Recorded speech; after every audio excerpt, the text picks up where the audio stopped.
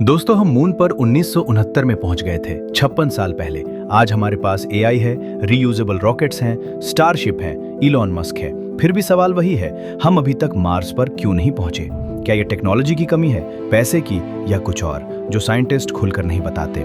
आज curious minds पर हम मार्स मिशन के 3 सबसे बड़े छुपे हुए चैलेंजेस का पर्दा उठाएंगे: इंजीनियरिंग, बायोलॉजी और पॉलिटिक्स।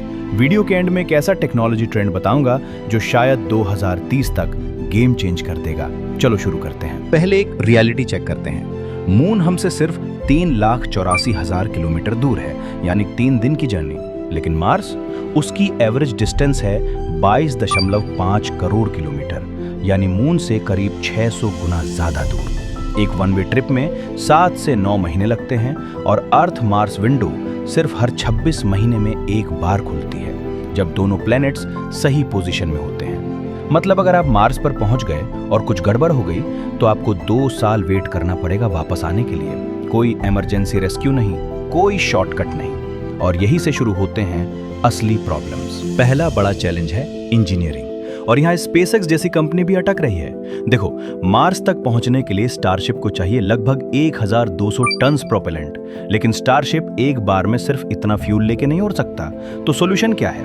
ऑर्बिटल रिफ्यूलिंग, मतलब स्टारशिप को अर्थ ऑर्बिट में पहुंचाकर फिर दूसरे टैंकर स्टारशिप्स भेजकर उसमें फ्यूल भरना, ऑलमोस्ट 10 से 12 बार, स्पेस में, जीरो ग्रेविटी में, बिना किसी इंसानी हेल्प के। ये टेक्नोलॉजी अभी तक किसी ने डेमोन्स्ट्रेट नहीं की है। स्पेसएक्स ने 2024 में सिर्फ 5 टन फ्यूल ट्रांसफर किया था एक ही स्टारशिप के 2 टैंक्स के बीच। रियल टेस्ट अभी बाकी है। और सबसे बड़ी बात, फरवरी 2026 में इलॉन मस्क ने खुद अनाउंस किया कि स्पेसएक्स ने मार्स प्लान्स को 5 से 7 साल के लिए डिले कर दिया है। फोकस अब मून पर है, यानी जिसने मार्स का सपना सबसे लाउड दिखाया था वो भी पीछे हट गया। अब आता है दूसरा चैलेंज, हमारा अपना शरीर। अर्थ पर हमें एक चीज बचाती है जिसे हम कभी नोटिस नहीं करते, अर्थ का मैग्नेटिक फील्ड। ये रेडिएशन को ब्लॉक करता है, मार्स पर ये है ही नहीं। नासा के रिसर्च के हिसाब से मार्स की जर्नी में एस्ट्रोनॉट्स अर्थ से सैकड़ों गुना ज्यादा कॉस्मिक रेडिएशन झेलेंगे। रिजल्ट, कैंसर का बढ़ता रिस्क, नर्वस सिस्टम को डैमेज और कॉग्निटिव डिक्लाइन। अब माइक्रोग्रेविटी की बात करो। स्पेस में हर महीने बोन्स की डेंसिटी 1 से 2% घटती है, मसल्स एट्रोफी होते हैं, विजन ब्लरी होती है। जून 2024 की एक यूसीएल स्टडी में पता चला कि लॉन्ग मार्स मिशन किडनीज को परमानेंट डैमेज भी कर सकती है। और सबसे स्कैरी है साइकोलॉजिकल आइसोलेशन। मार्स और अर्थ के बीच रेडियो सिग्नल को वन वे जाने में 22 मिनट लगते हैं, यानी आप अगर हेल्प बोलोगे तो जवाब 44 मिनट बाद आएगा। कोई रियल टाइम कॉल नहीं, कोई इंस्टेंट मेडिकल एडवाइस नहीं, टोटल मेंटल आइसोलेशन। नासा की चैपिया सिमुलेशन में 4 लोगों ने 1 साल मार्स लाइक एनवायरनमेंट में बंद रहकर इसी पर स्टडी की, और रिजल्ट्स बता रहे हैं कि ये प्रॉब्लम हम अभी तक सॉल्व नहीं कर पाए हैं। तीसरा रीजन जो कोई खुलकर नहीं बताता, पॉलिटिक्स और पैसा। नासा का एनुअल बजट लगभग $25 बिलियन है। एक मार्स मिशन का एस्टिमेटेड कॉस्ट $500 बिलियन से $1 ट्रिलियन तक, यानी नासा के 20 से 40 साल के पूरे बजट के बराबर। यूएस में हर 4 साल में प्रेसिडेंट बदलता है, हर प्रेसिडेंट की अपने प्रायोरिटीज। कोई मून फोकस करता है, कोई मार्स, कोई बजट कट। प्रोजेक्ट कॉन्स्टलेशन यूं ही कैंसिल हुआ था 2010 में। फिर इंटरनेशनल कोऑपरेशन का सवाल है। रशिया, चाइना, यूएसए, यूरोप, सबकी अपनी अलग स्ट्रेटेजीज हैं। चाइना ने अपना खुद का Mars sample return mission plan किया है 2028 के लिए। रेस तो है, लेकिन टीम अप नहीं हो पा रहा। मनी है, टेक्नोलॉजी स्लोली बन रही है, लेकिन पॉलिटिकल विल कंसिस्टेंट नहीं है। यही असली बॉटलनेक है। अब अच्छी खबर सुनो, क्योंकि कुछ ऐसी टेक्नोलॉजीज आ रही हैं जो शायद मार्स को पॉसिबल बना दें।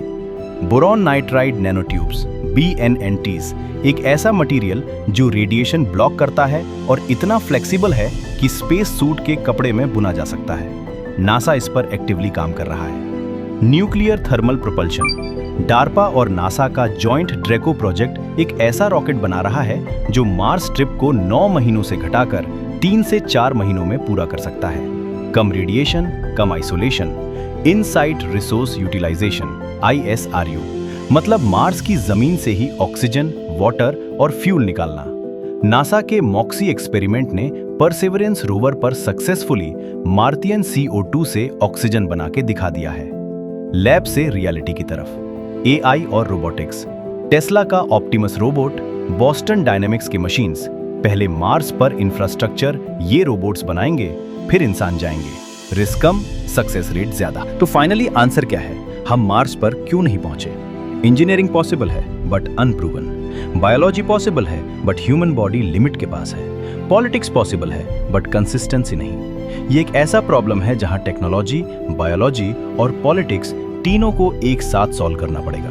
मून लैंडिंग अकेला टेक्नोलॉजी का प्रॉब्लम था, मार्स एक सिविलाइजेशन लेवल चैलेंज है। लेकिन अच्छी बात यह है कि हम पहले से कहीं ज्यादा करीब हैं। नासा, स्पेसएक्स, चाइना, इंडिया सब अपनी अपनी जगह प्रोग्रेस कर रहे हैं। रियलिस्टिक एस्टिमेट है 2035 से 2040 के बीच पहला इंसान मार्स पर कदम रख सकता है। अगर ये वीडियो इंफॉर्मेटिव लगा तो लाइक करो, चैनल को सब्सक्राइब करो और कमेंट में बताओ, क्या आप मार्स जाएंगे अगर एक वे टिकट मिले, हाँ या ना? ये था क्यूरियस माइंड्स और हमेशा की तरह स्टे क्यूरियस, स्टे कॉस्मिक।